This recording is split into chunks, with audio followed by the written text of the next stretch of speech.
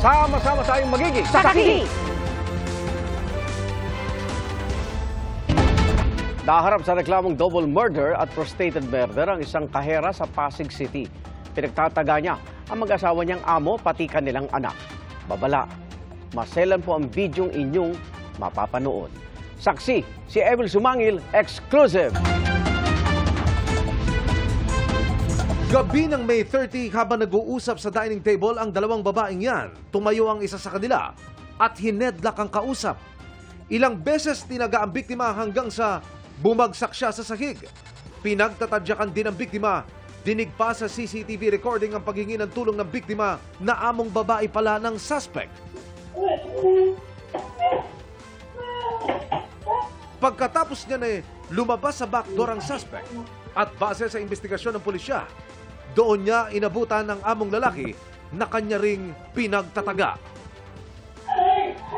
Isusunod pa raw sana ng suspect ang anak ng kanyang mga amo pero nakatakbo siya. Hinabol pa siya ng suspect pero nakalabas ng bahay at nakapagsumbong sa mga otoridad. Agad rumesponde ang Pasig Police at pagdating sa crime scene, dinakip nila ang suspect. Natulala siya sa pangyayaring hindi na siya mag-isipang tumakas. Parehong nasawi ang amo niyang babae at lalaki. Nagtamo naman ng mga sugat ang kanilang anak pero maayos na raw ang kalagayan. Ayon sa pulisya, mukhang pinaghandaan ng suspect ang krimen. Itong suspect natin ay may bit-bit na pala na patalim at sinaksak itong biktima nating babae.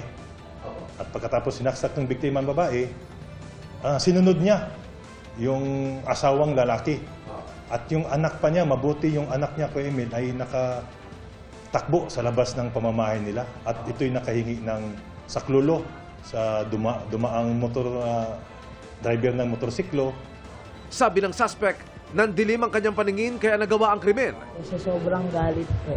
Yung lagi po ako napapagbinta ka na magnanakaw kahit wala naman po ako ginagawa. Okay.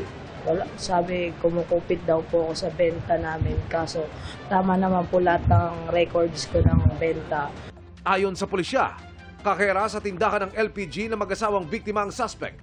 So, nagkaroon sila hindi pagkakaintindihan sa kanilang remittance.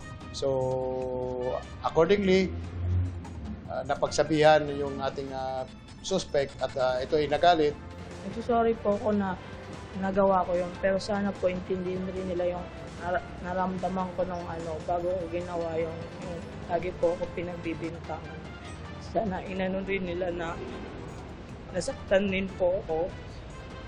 Alam ko kung masama yung ginawa ko pero sana po inisip rin nila yung bakit ko ginawa yun. Hindi ko naman po sinadya yun. Kinasuhan na ng double murder at frustrated murder ang suspect. Para sa GMA Integrated News, ako si Emil Sumangil ang inyong saksi. Mga kapuso, sama-sama tayong maging saksi. Mag-subscribe sa GMA Integrated News sa YouTube at para sa mga kapuso abroad, samahan niyo kami sa GMA Pinoy TV at sa www.gmanews.tv.